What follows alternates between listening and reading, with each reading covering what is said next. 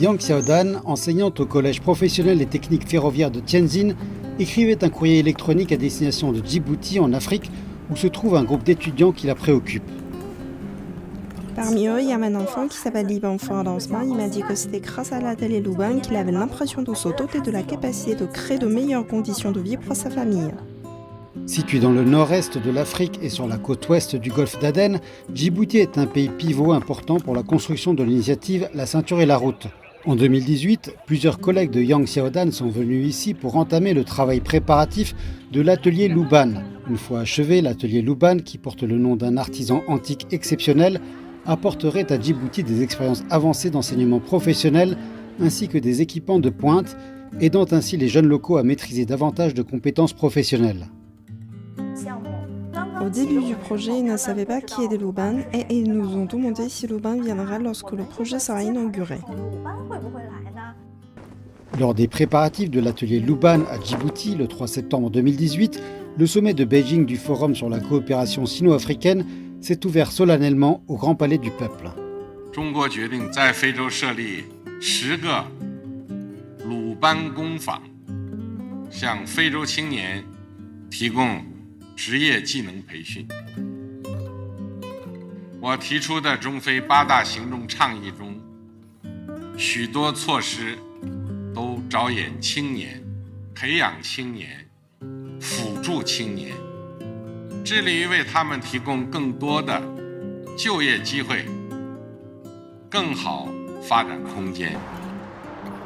Lorsque nous faisions des achats, nous allions souvent dans un magasin de Djibouti où étaient montrées des images du président Xi s'exprimant lors d'un forum. La nouvelle s'est alors répandue très rapidement.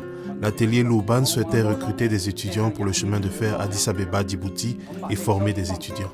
Après notre annonce, la nouvelle a fait sensation à Djibouti.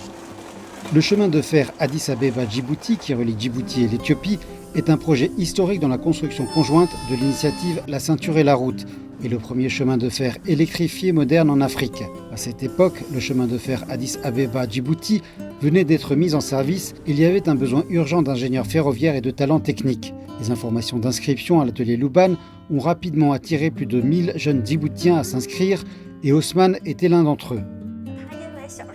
Lorsqu'il était enfant, il jouait au football près du chemin de fer. Il admirait en fait le chemin de fer. Il nous a demandé « Mes conditions familiales ne sont pas très bonnes, puis-je être ami à l'atelier Luban ?»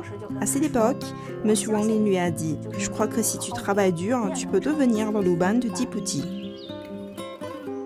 Finalement, Osman s'est démarqué parmi plus de 1000 étudiants inscrits. Il est devenu l'un des 24 étudiants de la première année. Le 28 mars 2019, l'atelier Luban de Djibouti, le premier en Afrique, a été officiellement lancé. Le président de Djibouti, très attaché à la cérémonie de lancement, a déclaré qu'il savait que cela avait été proposé par le président Xi. La construction de 10 ateliers Luban en Afrique offre un très bon lieu de formation pour les jeunes. Merci à notre pays frère la Chine, en particulier au président Xi Jinping. Djibouti, situé sur une importante route commerciale maritime, s'est engagé à devenir une plaque tournante du transport régional en Afrique.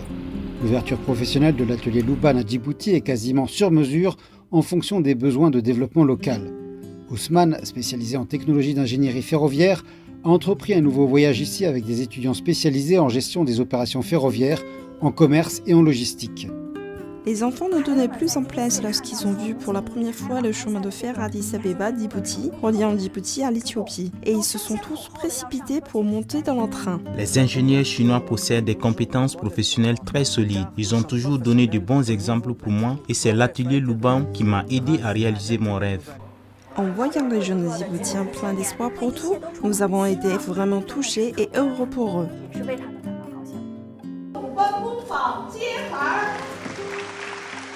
À l'heure actuelle, l'atelier Luban s'est enraciné dans 14 pays africains et la promesse solennelle du président chinois Xi Jinping, faite au sommet du Forum sur la coopération sino-africaine à Beijing, est déjà devenue une réalité. De plus en plus de jeunes comme Osman sont en train de courir vers la réalisation de leurs rêves.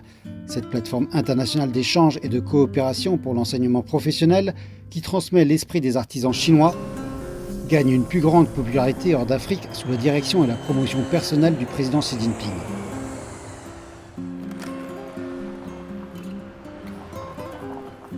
Lorsque nous nous sommes rendus au Portugal, la population locale souhaitait également former davantage d'étudiants grâce à cet atelier Luban pour servir l'industrie manufacturière locale.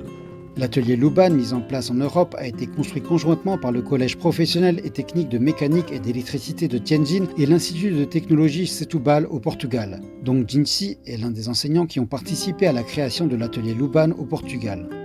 La création de notre atelier Luban a été signée en présence du président Xi. En décembre 2018, 3 mois après l'annonce de la création de 10 ateliers Luban en Afrique, le président Xi Jinping a assisté à la cérémonie de signature de l'atelier Luban au Portugal en marge de sa visite dans le pays. En tant qu'enseignant du collège professionnel, je suis honoré de participer à ce travail et je ressens une grande exaltation. José Pedro Magalhães Lucas, qui est également enseignant à l'atelier Luban comme Dong Jinsi, a 63 ans. Lorsque l'atelier Luban avait à élire un responsable portugais, Lucas s'est donné du mal pour obtenir cette opportunité. Lucas est un vieil homme très enthousiaste. Depuis le début de la préparation de l'atelier Luban, il a travaillé avec notre équipe chinoise, de la sélection initiale du matériel pédagogique à l'élaboration de normes du programme d'études, en passant par la formation, il s'est personnellement impliqué. C'est un grand admirateur du Luban. Lorsque je parle de Luban, je le compare généralement à Léonard de Vinci. Luban était un artisan, un architecte, un homme plein de créativité et de respect des principes. La Chine a hérité de ce savoir-faire et de cette vertu de Luban et a donné son nom à ce projet avec un souhait de diffuser ce savoir-faire et cet esprit dans le reste du monde.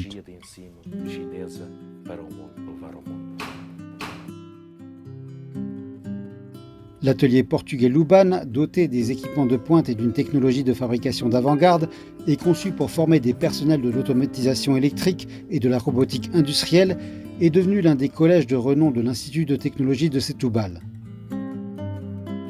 L'atelier Luban dispose des dernières technologies de pointe et je pense que c'est une excellente occasion d'ajouter de la valeur à mon CV. Je ne pense pas que j'aurais eu l'occasion d'essayer ce que j'ai fait sans l'atelier Luban.